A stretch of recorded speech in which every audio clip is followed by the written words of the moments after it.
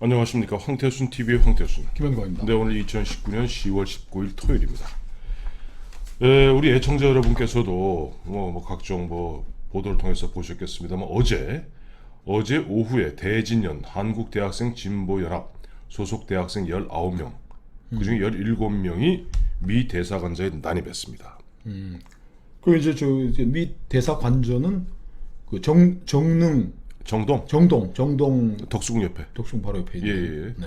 그래서 대사관저는 말 그대로 대사 가족, 대사와 대사 가족 등이 보면은 대사 가족 등이 머무는 일종의 그 개인 공간입니다.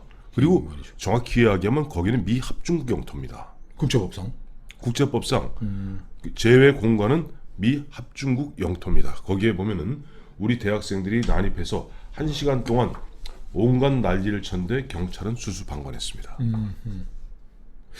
경찰 이야기는 좀 또 제가 경찰 쪽에 있는 분들 얘기 좀 들어봤어요. 그랬더니 또 경찰 얘기도 일리가 있습니다. 네. 지금 그분들 얘기를 제가 정확하게 해드릴게요. 예. 첫째, 여학생이 더 많았대. 맞습니다. 어제 남학생이 8명, 그중 6명이 들어갔고 2명은 밖에서 이제 경찰들 붙들고 있었고 11명의 여학생이 들어갔어요. 11명의 여학생이 들어갔는데 네. 그 이제 여경들을 부르는데 시간이 좀 지체가 됐다. 40분 왜 여경들을 불러야 되느냐? 네. 아니 저 남자 의경들이 들어가서 여학생들 끌어내고 하면은 곧바로 민변 변호사들이 개떼같이 몰려와서 성추행이 있었다, 뭐 인권 침해다 하고 난장을 치면은 네. 오마이뉴스 또 저 관변 언론들이 그거 관저 침입, 미 영토 주권을 침해했다는 것보다는 네. 그게 또 뭐 성추행이었다, 뭐 가슴을 만졌네, 뭐 하면은 네. 그리고 네. 또 그걸 또 여학생들 함부로도 끌어내고 그래서 2명, 3명 이렇게 끌어냈다는 거예요. 예. 그러면서 이제 그거를 하느라고 이렇게 시간이 걸린 건데, 네. 아니 뭐 수수방관했다 그러면 할 수 없지만은 자 지금 정당한 공권력 집행 방해했다가 뭐 용산 철거 물러내가지고 네. 이 정권 들어와가지고 얼마나 많은 경찰들이 네.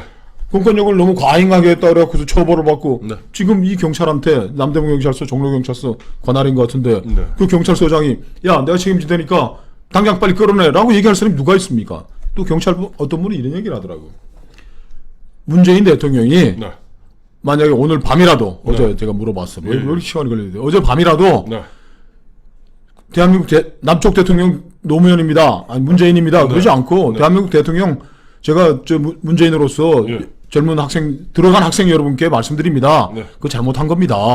미국 우리의 맹방이고 우방인 미국이 우리를 지켜나 알고 있는데 그렇게 이런 식으로 하면은 지금 그 우리나라에 만약에 워싱턴에 있는 한국 대사관저에 IS가 들어왔다든지 누가 항의 시위대가 들어왔을 때 우리 국민들은 가만히 있으라 그러겠습니까? 여러분 그러시면 안 되는 겁니다라고 얘기하면 좋겠지만 그 경찰관 얘기해. 내가 아는 문재인은 절대로 그런 얘기 할 사람 아니다. 이런 얘기 이제 좀 누가 임종석이 이런 또 청와대 핵심 실세들은 올릴 거라는 거예요.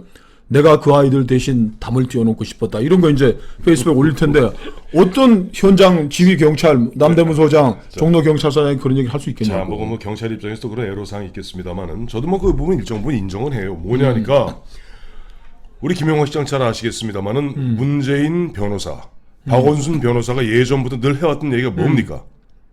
광화문 내거리에서 김일성 만세를 불러도 처벌하지 못하는 그것이 민주주의 제대로 된 민주주의다. 제대로 된 민주주의 됐네. 라고 김정일 무슨 영접위원회 위인 영접맞이 다 그러니까요. 한 나라가 됐으니까 이제. 그리고 이제 이 보면 문재인 대통령의 어떻게 보면 대외 스피커죠. 문정인 특보가 있습니다. 외교안보 특보. 아바타죠, 아바타. 아바타. 문정인 특보가 한 얘기를 그대로 제가 코트를 해드리겠습니다. 남북 관계의 가장 큰 장애물은 유엔군 사령부다. 미국 대사관 앞에서 시민이 데모해야 미국이 바뀐다. 속이 시원하시겠네 이분. 그래서 제가 이제 되묻고 싶습니다. 문재인 대통령님, 이제 희열을 느끼십니까? 문재인 대통령님, 이제 만족하십니까? 문재인 대통령님, 이제 흡족하십니까? 또 하나. 아니 문정인 씨는 유명한 얘기도 또 했잖아요. 뭐예요? 주한미군 철수가 최선이다. 그렇죠. 동북아 다자 협의체를 중국하고 만들어가지고 나라를 안보를 지키자고 그러는데 속이 시원하시겠네. 진짜 이 양반들 어저께 따로 모여가지고 축하 파티 이런 거 안 했나? 근데 이런 거죠. 여기서 하나 살짝 짚고 넘어가는 게 또 이런 가운데 이 참 이 나라가 어떻게 되려는지 모르겠어요. 어제 그저께는 서울 관악구 봉천동에 있는 한 공립고등학교에서 공립고등학교에서 즉 교육 공무원입니다. 물론 선생님들은 선생님 표현 안 맞다. 교사라는 게 맞겠다. 교사지, 교사. 교사들은 아마 전교조 멤버일 겁니다. 학생들을 갖다가 쫙 다 모아놓고 무슨 뭐 경기 체육대 비슷한 거 하면서 학생들에게 반일 이벤트를 열어서 정치 선동을 하고 있다는 거예요. 그래서 학생 한 명이 나와서 경제 침략 반대한다, 배로 갚자 하면 이 옛날 마치 홍위병들이 하는 짓을 갖다가 하고 있고 교정 선생이란 자는 그야말로 옆에서 빙그레 웃고 앉아 있고 예를 들어 거기서 선생님 이런 건 아니잖아요라고 하면 엠마 너 일배지, 너 일배, 친일파지, 너 친일파지, 적폐지, 토착의구지, 일배지, 토착의구지 이러고 있다는 겁니다. 자, 지금 진짜 또 한 번 또 할게요. 예. 문재인 대통령님 만족하십니까? 흡족하십니까? 희열을 느끼십니까? 흡족하시죠 진짜 이제. 잠시 후에 왜 희열을 느끼는지에 대해서 소개해드리겠습니다. 저희가 대학 다닐 때 네. 읽었던 그 교육 사대, 서울 사대 뭐 이런 뭐 네. 사회대도 많이 읽었는 게 네. 유명한 책이 있어요. 전환시대 논리만큼 유명했던 뭔데? Pedagogy of the Oppressed. 억압받는 자의 교육이야. 예. 그러면서 남미 무슨 해방신학과 그러면서 이 아이들을 이념으로 무장시켜야 된다. 네. 그게 그 페다고지 오브 더 오프레스드 해가지고 성경처럼 서울 사대 운동권들이 들고 다니던 책이에요. 네. 심상정 같은 사람들이. 그렇죠. 아이들에게 이 자본주의의 병폐, 적개심, 네. 북한의 김일성 장군의 위대성을 알려야 된다는 신념을 가지고 지금 우리 아이들을 좀 그렇게 지금 만들어 가고 있는 겁니다. 그렇습니다. 저희가 왜 보면은 문재인 대통령님 이제 희열을 느끼십니까? 하고 물어보는 게 2011년에 노무현 대통령 돌아간 다음에 2년 후에 당시 문재인 변호사가 문재인의 운명이라는 책을 냈습니다. 2012년 총선과 대선을 앞두고 냈죠. 거기 보면 한 구절이 마침 1975년 베트남 월남 패망을 놓고 문재인 씨, 그 당시 문재인 변호사는 희열을 느꼈다. 베트남 통일이지 원래 네. 패망이 아니고 베트남 통일을 보면서 희열을 느꼈다겠죠. 당연히. 그런데 이제 보면 우파 쪽에서는 아니 우파 쪽에서 보면 자유 베트남이 그다음에 멸망한 것이고 그다음에 보면 수많은 보트 피플이 생긴 것이고 근데 그걸 보고 희열을 느꼈다 하는 부분을 갖다 공격을 했더니 또 보면 문재인 후보 문재인류의 사람들은 그건 아니다라고 얘기하는데 그 해당 부분을 좀 한 1분 걸리니까 한번 읽어드릴까요? 네네. 읽어드릴 테니까 설명을 하나 해주세요. 하나.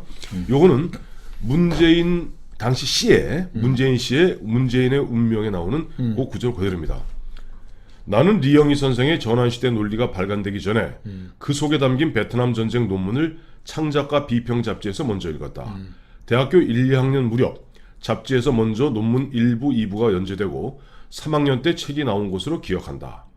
처음 접한 리영희 선생 논문은 정말 충격적이었다. 베트남 전쟁의 부도덕성과 제국주의적 전쟁의 성격, 미국 내 반전 운동 등을 다루었다.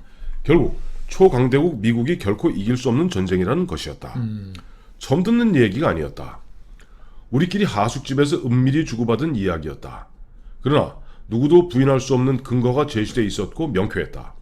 한 걸음 더 나아가 미국을 무조건 정의로 받아들이고 미국의 주장을 진실로 여기어 상대편은 무찔러 버려야 할 악으로 취급해버리는 우리 사회의 허위의식을 벗겨주는 것이었다. 그게 허위의식이라는 거예요. 나는 그 논문과 책을 통해 본받아야 할 지식인의 추상 같은 자세를 만날 수 있었다. 그것은 두려운 진실을 회피하지 않고 직시하는 것이었다. 진실을 끝까지 추구하여 누구도 부인할 수 없는 근거를 가지고 세상과 맞서는 것이었다. 목에 칼이 들어와도 진실을 세상에 드러내고 진실을 억누르는 허위의식을 폭로한 것이다. 이 대목이 이 다음부터가 중요합니다. 리영희 선생은 나중에 월남 패망 후 창작과 비평 잡지에 베트남 전쟁을 마무리하는 논문 3부를 실었다.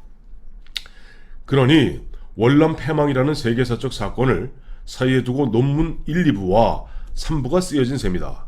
그 논리의 전개나 흐름이 그렇게 숨이 일관할 수 없었다.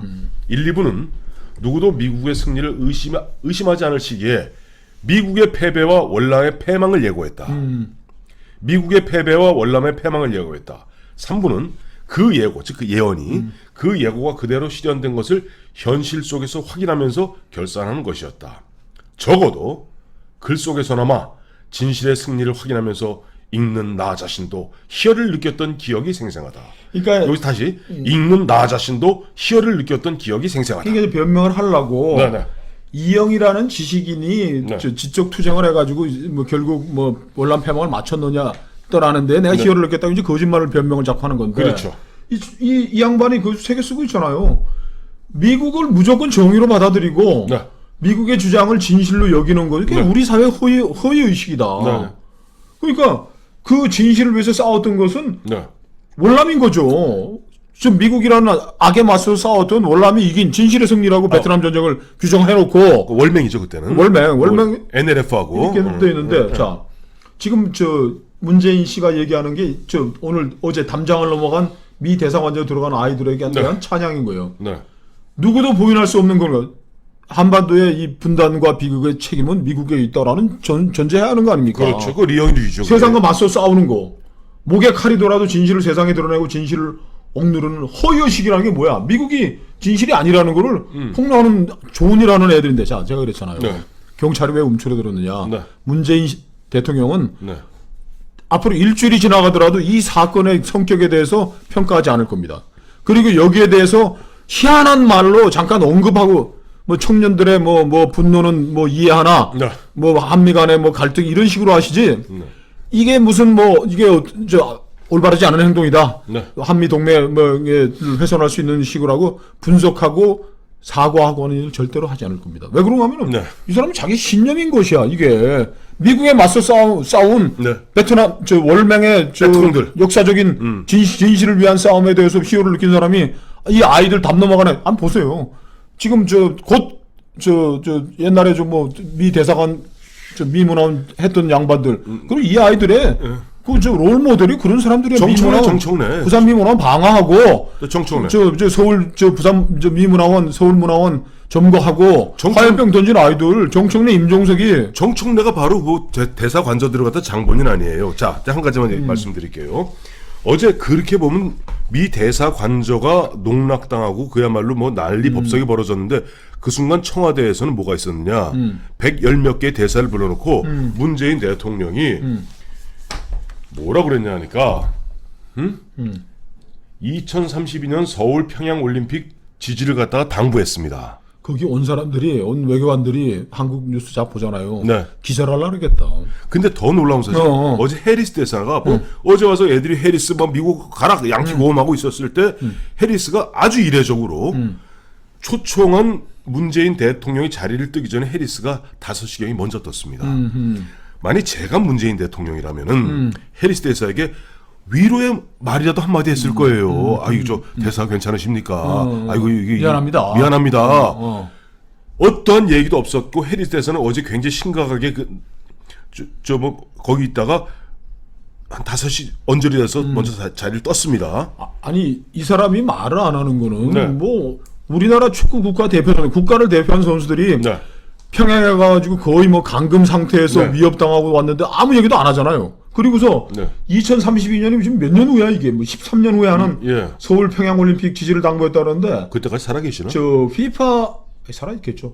피파 회장인 네. 지아니 인판티노가 평양 그 현장에 가 있었잖아요. 사람도 하나도 안 되고. 네네. 인판티노가 북한에 한마디도 항의를 안 했어요. 왜요? 왜 항의 안 했는지 아시죠? 몰라요.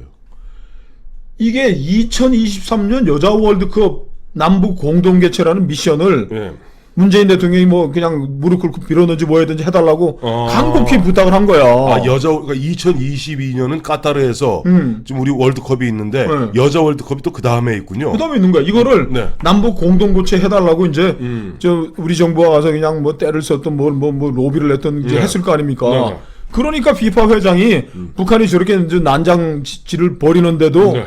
아무 얘기도 못한 거예요. 지금 우리 정부가 네. 이 와중에 2023년 남북 여자 월드컵 남북 공동 개최 네. 2030년 서울 평양 올림픽 아니 이렇게 침 뱉고 강목으로 두드려 패고 대갈통 빵꾸 내고 하는데도 이렇게 일편단심 김정은이만 쫓아가는 게 저게 진실의 세력이라서 그런 거죠. 문재인 대통령님 이젠 희열을 느끼셨죠? 그러나 국민들은 분개합니다.